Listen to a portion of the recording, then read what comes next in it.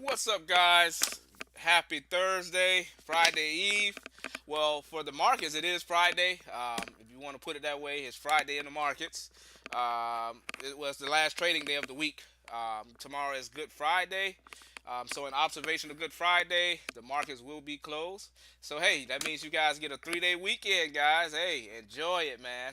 Enjoy it, man. Do something fun, man. I know I am. But anyway, guys, I'm gonna make this video quick. I took one trade pre-market. I'm gonna walk you all through it.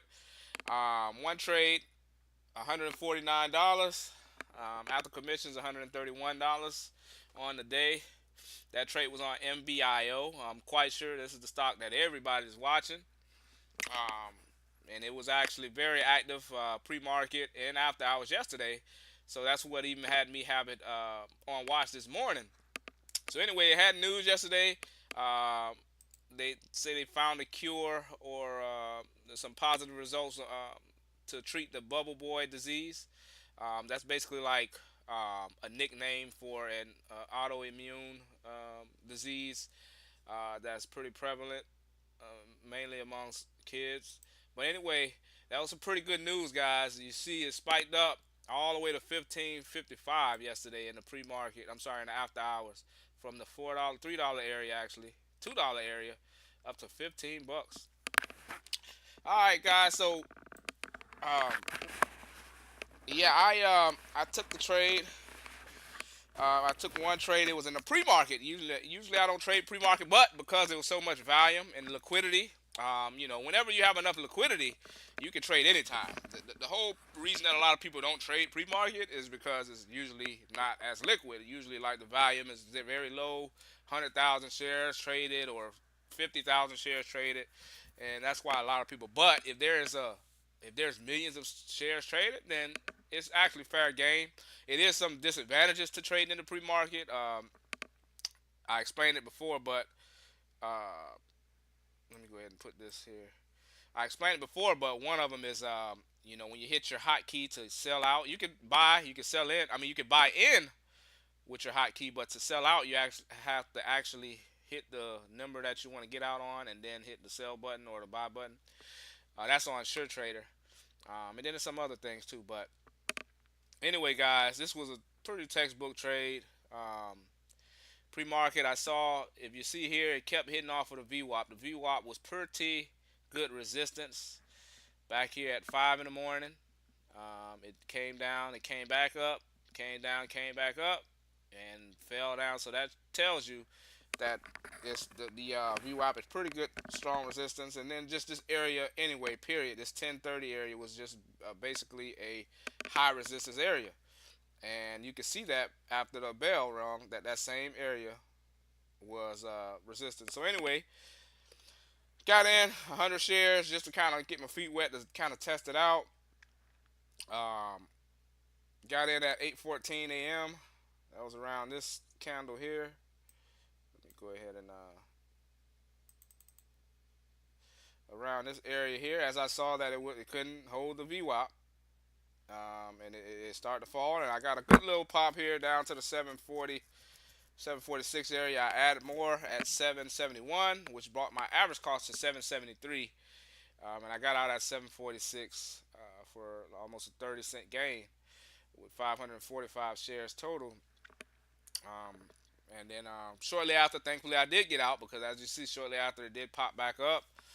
Now I am mad because I could have got. I actually, after the bell rung, I actually wanted to get back in it, up there at that 1030 area, because I saw that was heavy resistance. I saw this area as heavy resistance. I was gonna get back short, but they had Sure Trader had put the margin restriction on it by that time, because the stock is so volatile. So I wasn't able to, but that would have been textbook. I got it. I would have got in up here as I saw it was coming up to this resistance area.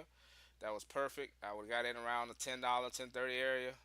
I don't know if I would have rode it all the way down here, but I would have got a nice chunk. But textbook trade, guys. Like I said, guys, you wait for the setups to happen. I could have got in here, here, here, here, anywhere down here, but I waited for it to pull up. You know what I mean? Show me that it was still weak, and then I jumped in. I was talking in the live stream earlier, how at that time this was actually happening in real time right here. I said, hey, it's a standoff going on here. You see the pennant here. You know what I mean? The flag pennant here. It was squeezing. So I say either way, it's gonna go down or it's gonna squeeze down or squeeze up. So that's what you look for on the chart. You look for like squeeze patterns, where it's making like lower lows. I'm sorry, lower highs and higher lows. Um, in this case, it really wasn't necessarily a higher low, but these were higher lows than this one. So you see that, that lets you know that hey, at some point it's gonna squeeze, whether it squeezes down or it squeezes up. So and also we had the trend line, the downtrend. It was showing a downward trend here, but at the bell, that trend broke, so it was a good opportunity for those on the long side. And what that actually did, I'm quite sure, hey, that squeezed out a lot of shorts, man. And that those types of squeezes will hurt you, man. Because I saw it at the bell. I saw how quickly it went up. It went up from like literally like 810 to like 865, like immediately. Not even a minute went by. So yeah, you can get caught on those things, man, and it's not pretty. But yeah, it was a good opportunity, guys. Took one trade. I wanted to trade again, but being that I couldn't, I just went ahead and took it out. That's gonna be it for me today, guys. All done before 8:30. All done before 8:30 in the morning, Eastern time. $130. That's the beauty of the market, guys. You can be in and out, and now you have the rest of the day to do whatever. And that's just how it goes, guys. Real quick and easy. We got a 3-day weekend. We'll be back at it Monday. Right now, my account is at. I was going back and forward. I started at 500. It's currently at. Let me show you guys. It's currently at 700. So now it's gonna open Monday at a little over 800. Like I said, the first goal was 1,000. So I'm trending up to that. I basically was going. Basically, this is what it was looking like. I'm gonna show you based on the chart what it was looking like. You know, it was a up, then it was a down, then it's up, then it was kind of like a sideways. I kept going like from 600 up to 6 back to 7, and then it's starting to trend upward. So it's gonna be a little over 8. First goal, like I said, is $1,000. Just showing you guys that you can start with a small account, guys. I mean, but you have to have the skill and the knowledge, and you have to put in the work. But you can start with small. You can start with 300. You can start with 400. You can start with 200 if you know what you're doing, and you can grow that account, guys. So that's the whole, really the purpose of this whole journey is not only just to document it for myself, but to show you guys. Which, if you look at some other guys like Ross, they've shown it as well. I'm going over it again. You know what I mean? Somebody with not as much skill as him or as many years as him, um, but just showing you that the average Joe can do it. But you have to put in the time. You have to put in the work. Um, I have my methods. I have things I've been practicing for a long, long time.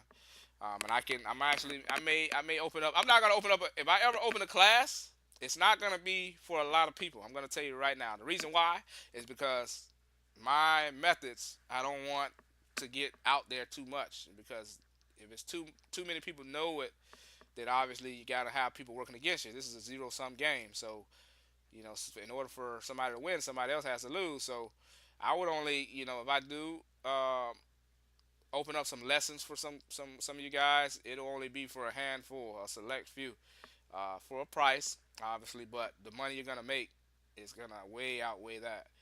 Uh, but anyways, guys, I'm gonna get out of your hair here.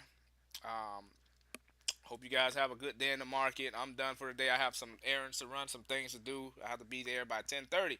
So actually, I need to be getting out of here, guys. I'll catch you on the next one.